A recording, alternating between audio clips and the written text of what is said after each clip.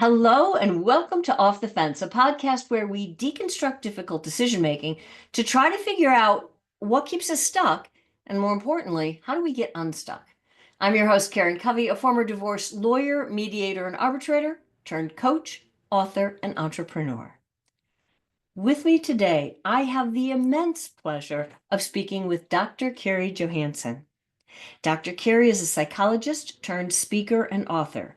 Fondly known as the Sensible Psychologist, she works with teams, corporate audiences, and dedicated individuals to build resilience and help them skillfully navigate life's inevitable ups and downs. On a personal note, Dr. Carrie works her own program to create a life she really enjoys. One of her favorite pastimes is baking muffins. And if you ask her for your favorite flavor, she just might make them for you. Dr. Carrie, welcome to the show. Hi, it's nice to be here. Okay, my favorite flavor is blueberry. Well, I made chocolate espresso muffins this morning on a request from a friend. So she had fresh muffins at a meeting that she was at this morning. That sounds like I would suffer with chocolate espresso. That's cool. But we can do blueberry next time. Next time we get together in person, I'll make you some blueberry. Oh my goodness, that sounds amazing. But we're not here to talk about muffins. So let's Unfortunately.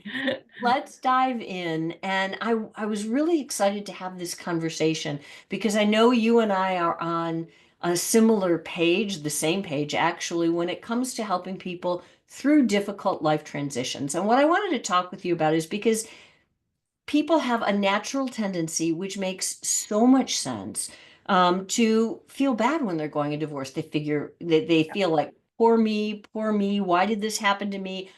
I didn't sign up for this kind of thing, right? Why is this happening to me? And it's really easy to get trapped in victim mode. Yep.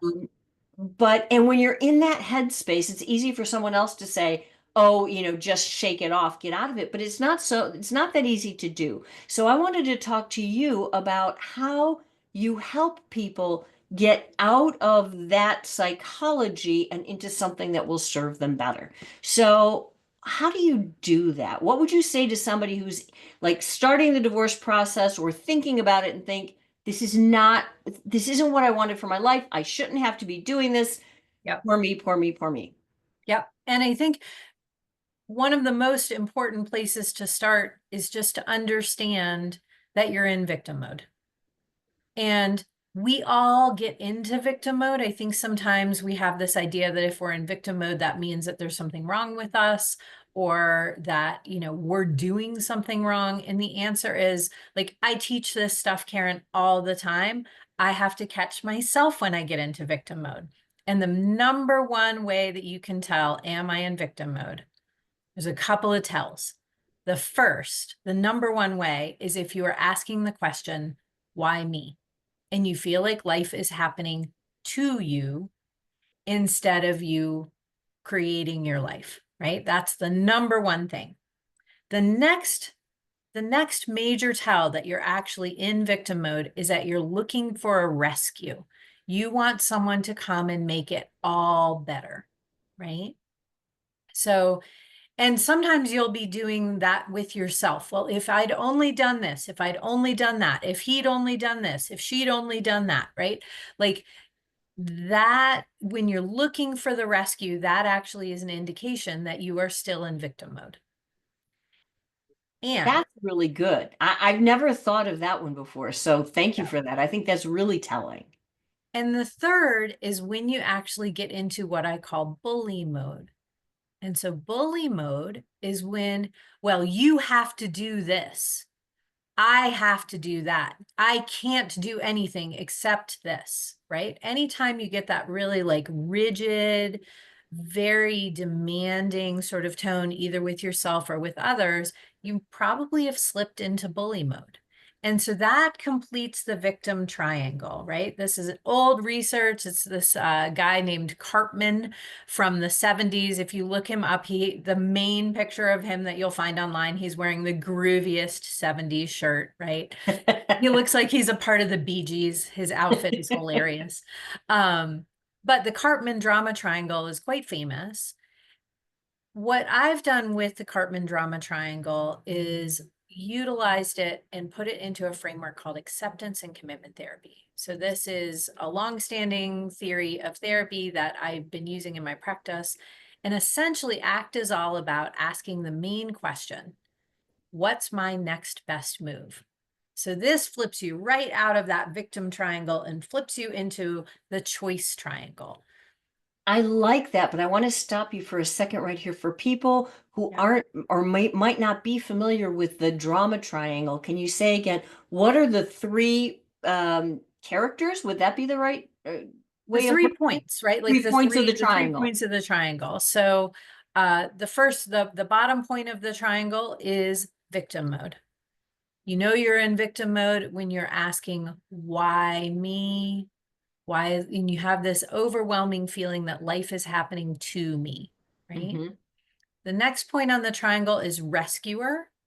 And this is where you are looking for a rescue, or you can be serving as a rescuer to other people. This is the part that's interesting, is that sometimes the victim triangle, we think of ourselves as this noble rescuer, right? Secretly, you want to be someone's champion. That's in the Okay. choice triangle. We don't want to be their rescuer. Now, Ah, if you're at the beach and somebody's drowning and you need to pluck them out of the water, please rescue them, right? But rescues should be this. They should take this much time. It should be quick, right? right. Because as soon as humanly possible, you want people to be back on their own 2 feet and you want them to be choosing the direction of their life. So it sounds like, and correct me if I'm wrong, that the when we get into that rescuer mindset, we're almost enabling or perpetuating the victimhood of someone else Absolutely. so we can be the rescuer. Yes. Yes. Okay. And a piece of how you know you're in rescuer mode is sort of the central feeling there is that you're the only one who can save them, right? Right.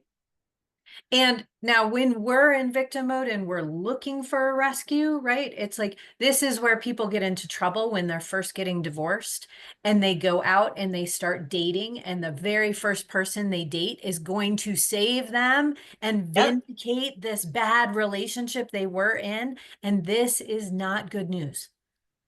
That Yeah, you are not going to end up in a great relationship if the relationship is a rescue.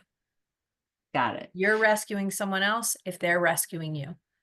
Got You it. want So a you've got partnership, the victim, the rescuer, and what's the third point of the triangle? the bully. Okay.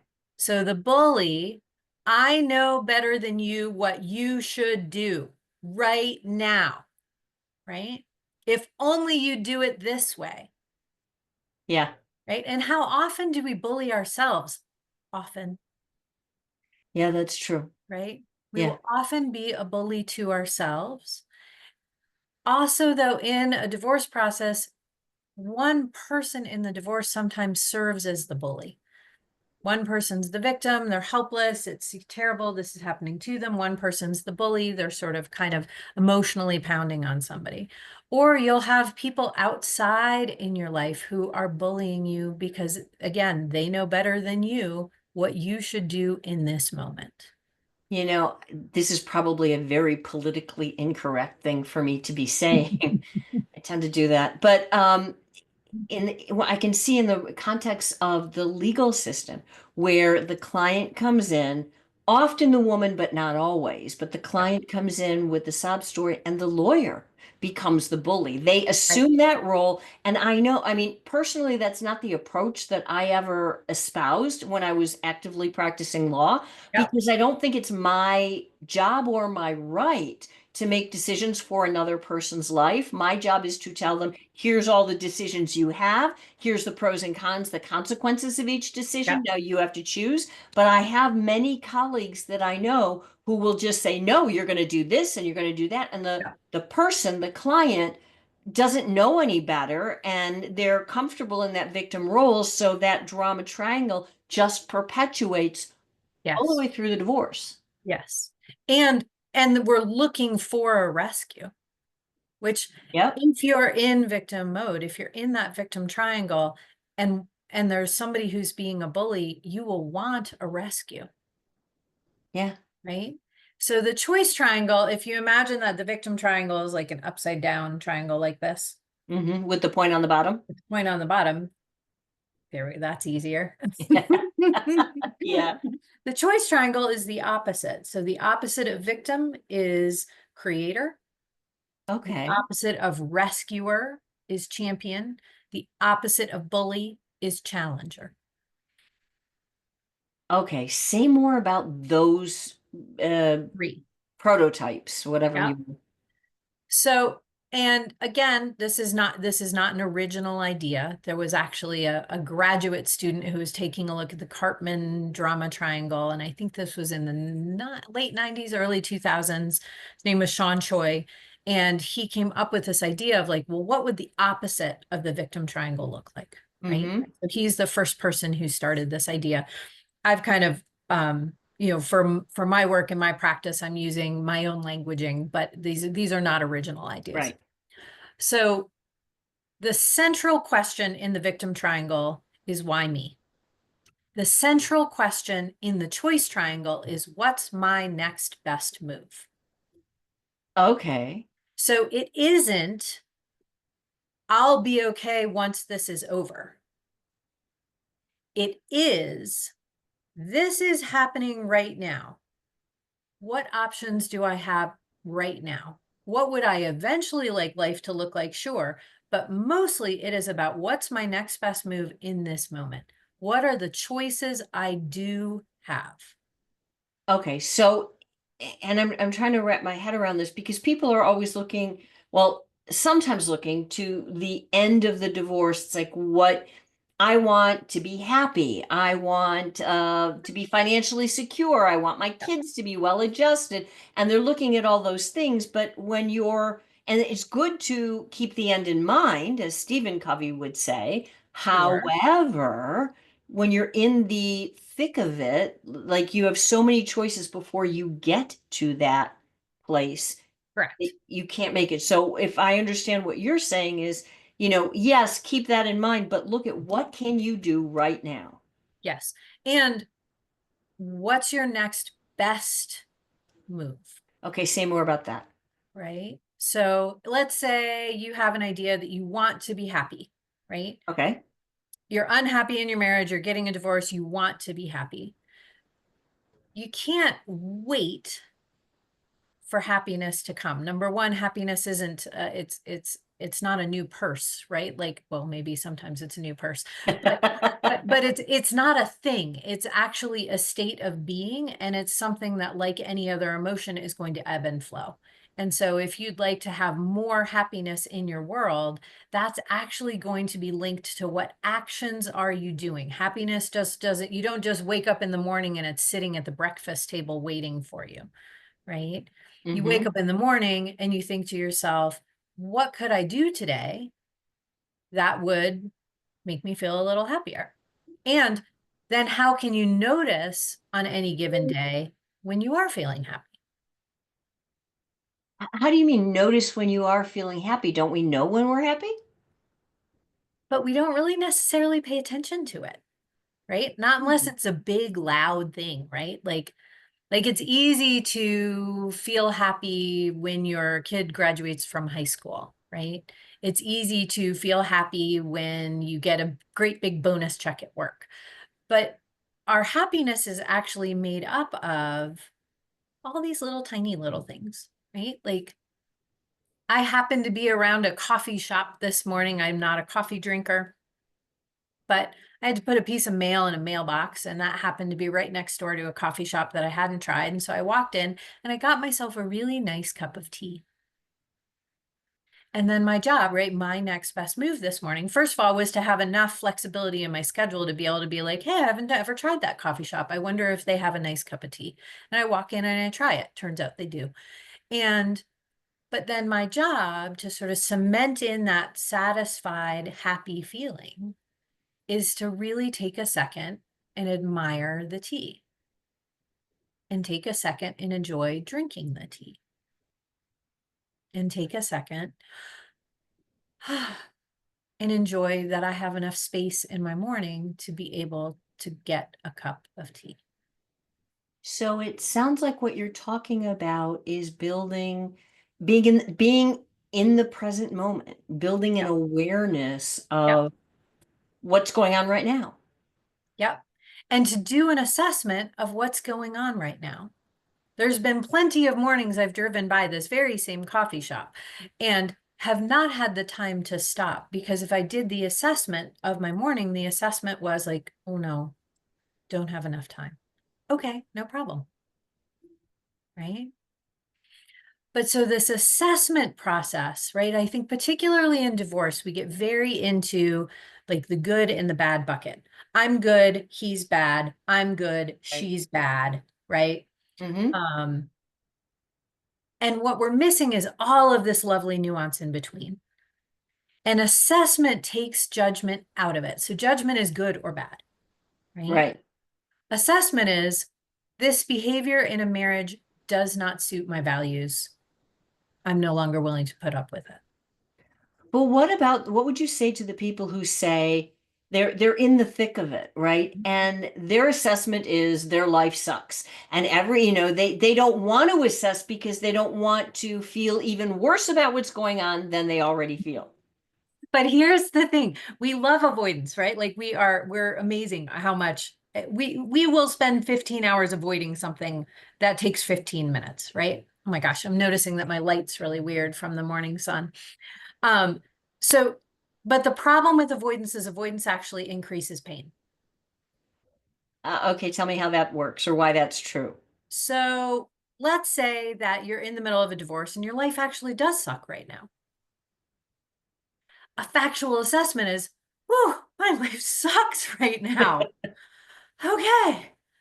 What is there anything I can do today? What do I want to do today about that? And then Interesting. and then maybe you do something as small as getting a cup of tea. Maybe you do something as large as handling that tax packet that you've been putting off because you think it's going to be dreadful the year that you're getting divorced. And it might actually feel dreadful. But what I know for sure is that avoidance, you're going to feel badly while you're avoiding, and you're going to experience the dread of dealing with the tax packet, right? But here's the thing that's interesting. If you just deal with the tax packet, yes, it's dreadful, but then you have avoided all of this other problem, right? Yeah, I So, see so many people doing that where it's the monkey on their back, right? That yes, they don't want to like grab the monkey and pick it off of their back because the monkey's probably going to bite them. And that's true. But in the meantime, the monkey's chewing on their back for correct. weeks and months and years, and the monkey still bites them when they try to pull it off. Exactly. So, pretty much the only thing to avoid is avoidance. How do you rally the troops or muster your energy or whatever? Like there's something that you're going to do. And this, I see this a lot when people are trying to make the decision of, do I do this, right? Right. Because they know it's going to suck and they are 100% right. It's going to suck, Mhm. right? So they avoid and they kick the can down the road, sometimes for months, sometimes for Years. years, sometimes for decades, Yep. right? And it doesn't go away and they're just unhappy that whole time. But what would you say to someone like that? What tips or tools or techniques can they use to actually face the fear, face the demon? Well, I think the first step is to stop the faulty thinking that when you feel better, that's the right time to do something. Okay, what do you mean? So, have you ever waited to do something until you feel motivated to do it? Yeah. And it takes a really long time because it's not something you want to do and you're not motivated to do it. Yep. And when you finally did it, when did motivation kick in? A little bit after you started, right? Yeah. Yeah. So this is why there's all sorts of time management books and techniques and all that stuff. Like there's a book called something like Eat the Frog, right? Which is like do the hard thing first thing in the morning, More. Oh, yeah, yeah, yeah. right? Then there's the time management tip of, just 3 minutes, right? So just start a task for 3 minutes And the reason that this is a time management technique, because 3 minutes doesn't seem long enough to do anything. 3 minutes is a surprisingly long period of time. Once you get started on something for about 3 minutes, you actually kick off motivation. But if Interesting. you are waiting to get motivated before you start, it doesn't come that way. Action is the thing that drives emotion. We are lying to ourselves when we say that we'll do something when we feel better about doing it. It's BS. We only feel better about doing it once we have started doing it. Okay. So the motivation to do it is if you want to feel better, you've got to start it. And yep, and essentially the motivation to do it is I'm no longer going to rely on motivation. I'm going to schedule this in my calendar and put my butt in a chair and get it done. Right? Yeah, that makes sense. So that's putting together a bunch of different things we've talked about. It's avoiding avoidance, Mm-hmm. referencing action, it's Okay. doing the next most important thing, right? And you're choosing to do it. So all of that means you're in that upper triangle where you are choosing to move forward. Okay. Let me play devil's advocate with you for a minute. Oh, I love devil's advocate. What do you say to the person who like they make a choice of what they think will be their next best action for the day and it bombs? Yep. So that then it is back to assessment mode, Okay. right? And assessment is sometimes sounds like, well, crap, that didn't work.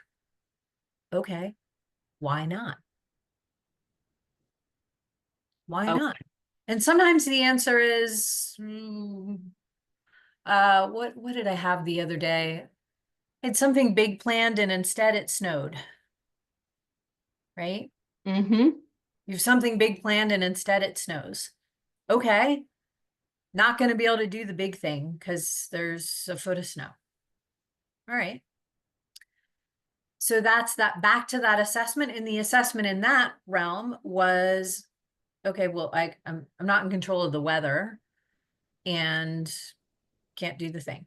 Sometimes the assessment, so sometimes it's an external thing that comes in unexpected, wasn't what you planned. Right. Sometimes the assessment is, oh, I thought that would work and it didn't, Didn't. right? Or sometimes the assessment is, I thought that would work and it did, but not at the level that I wanted it to.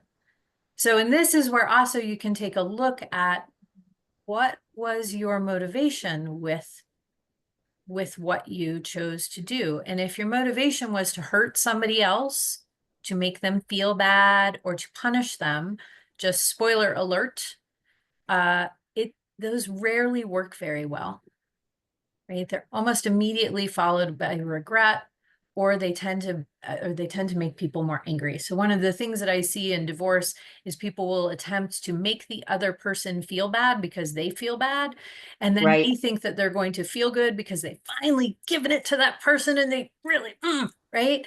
Except for Uh-huh. then they feel bad and then it makes things worse. Well, How what if often have the you seen that? person, oh, I've seen it all the time. Yeah. But sometimes, I mean, people really, they still really want it. It's sort of that you did this to me, I'm going to do that to you. And then it escalates Yep. up. But sometimes they don't feel sorry for what they did. They're like, I'm glad I gave it to them, but they still don't end up in a happy place. And then they still don't end up in a happy place, right?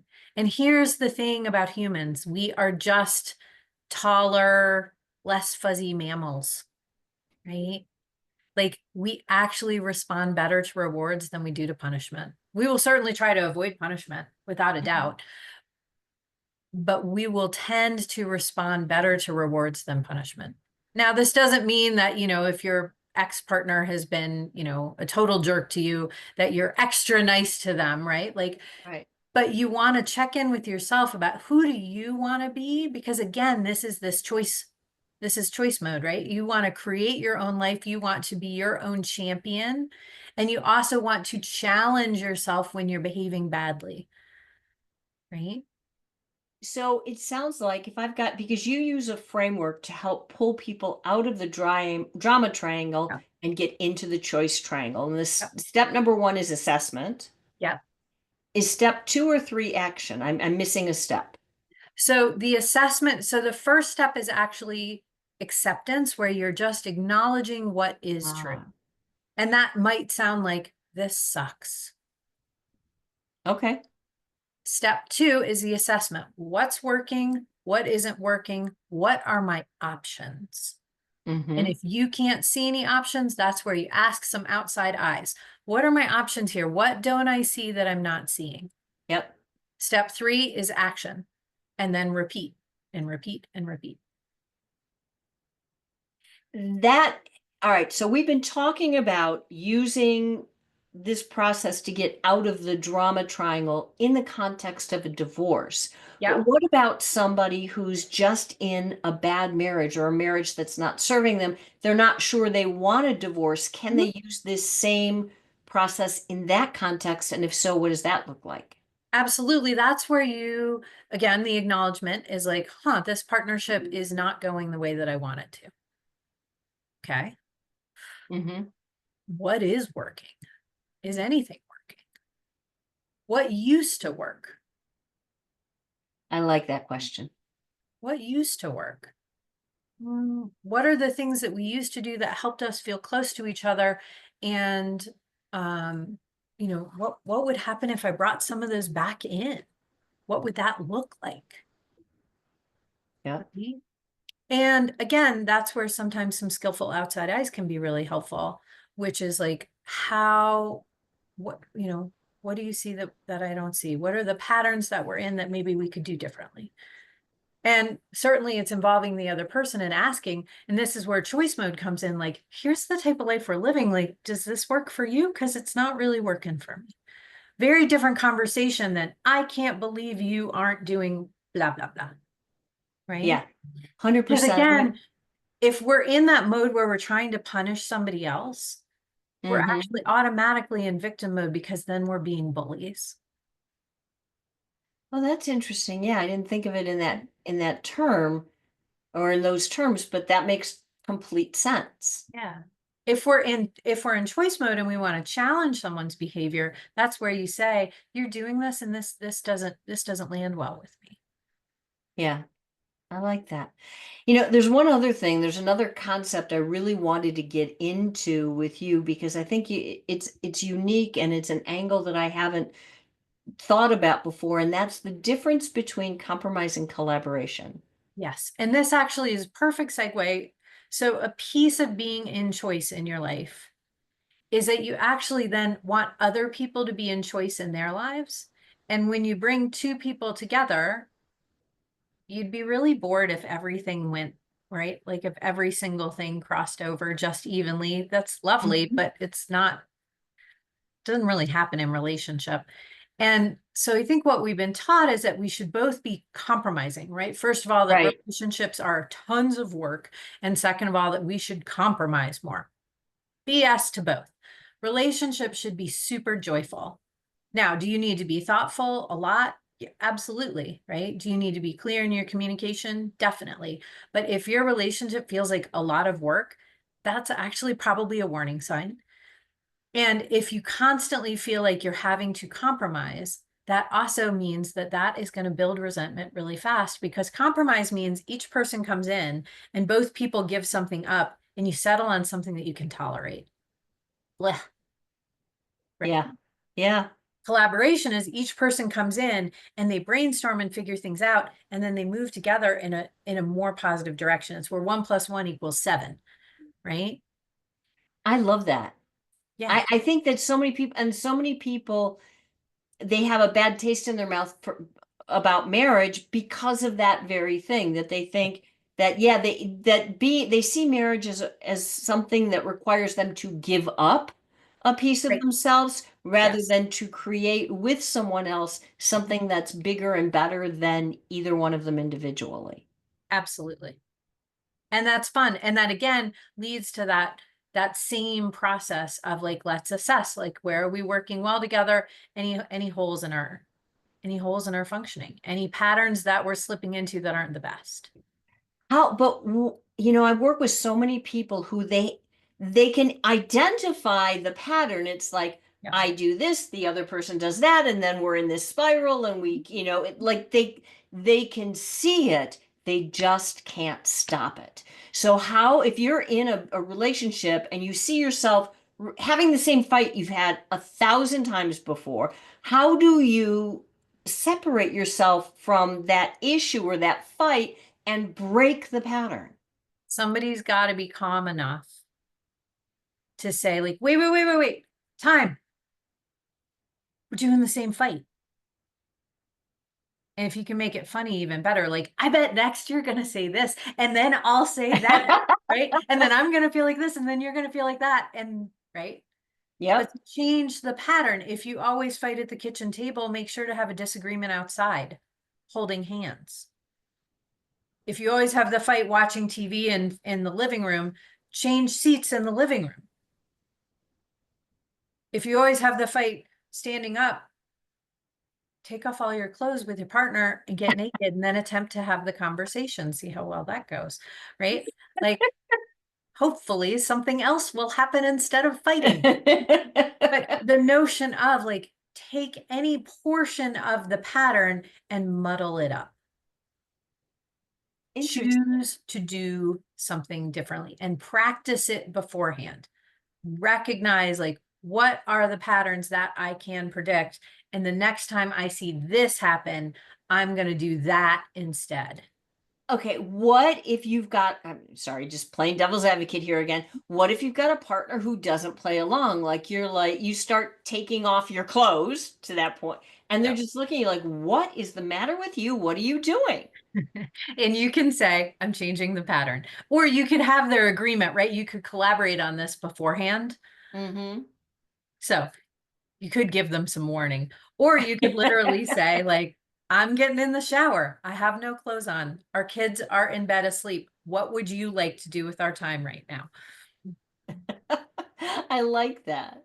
But I can see that one maybe having a good outcome, shall we say. But if you wanted to, if you're like in the middle of the living room and you say, no, I want to go to the kitchen, and your partner's looking at you like, what's wrong with You just you? say, I'm not doing the same pattern. We have the same fight. I'm not going to do it. I'm going to do it a little differently. Okay. And so you break the pattern. Now you're fighting in the kitchen. Maybe Um, you're fighting in the kitchen, maybe you're not. If you are fighting in the kitchen, then I think the next step is to ask, like, how do we do this differently? We have this fight a lot. How do we do it differently?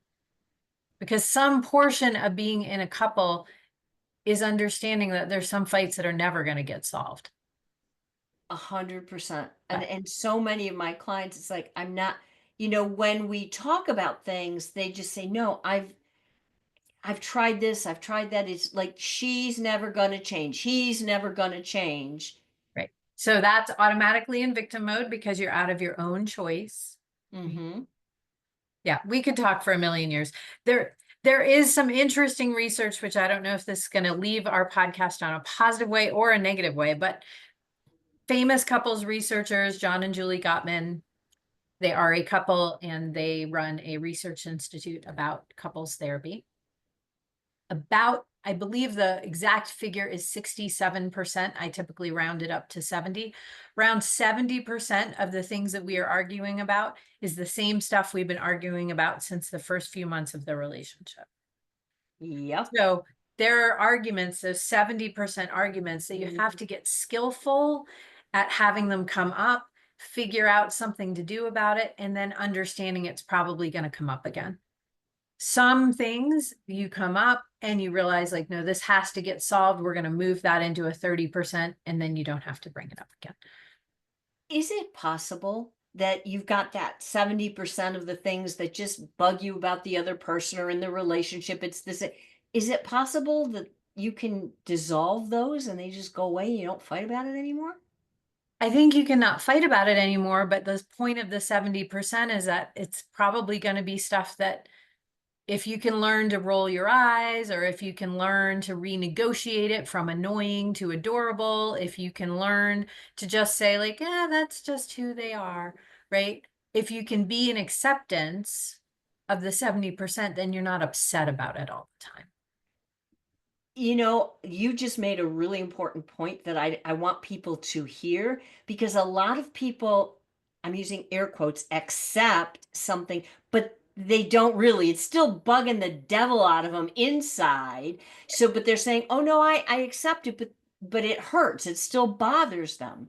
Mm. How do you get over that? How do you change your own mindset perception of what's happening so that, to your point, it goes from annoying to adorable or something like that? I mean, I think a lot of it is doing that very deliberately. And some things saying like, this is annoying. I can't make it adorable. Um, could you please try to do this more or do this less? Right. So then you can ask for your needs to get met, and your partner will try to do that or not. Um, but again, in the best partnerships, the 70% stuff is just sort of like, oh, there they go. That's who they are. And then you're not taking it personally, and then you're not riled up about it. Yeah. That makes so much sense. And I think you're also 100% right. We could talk and talk and talk and talk for hours about this stuff, but I want to thank you for sharing your perspective and the whole perspective of taking the drama triangle and flipping it to the choice triangle. I think if people hear just that and they understand and they can use those three steps to pull themselves out of drama, Yep. it'll make a huge difference. And it does really make you feel better. Chosen action towards the type of life that you want adds up to very nice outcomes. I love that. Dr. Carrie, thank you so much for being here, for sharing all of your pearls of practical wisdom. If people want to find you, if they want to learn more or work with you, where can they find you? Where's the best place? Easiest place to go is my website, selfhelponthego.com. It's the name of my book. It will get you to my LinkedIn. It can get you to my therapy website, anything you need, selfhelponthego.com. I love that. Dr. Carey, thank you again. And for those of you who are watching, for those of you who are listening, if you enjoyed today's episode, if you'd like to hear more episodes just like this with guests just as wonderful as Dr. Carey, please do me a big favor. Give me a thumbs up, like, subscribe, and I look forward to seeing you again next time.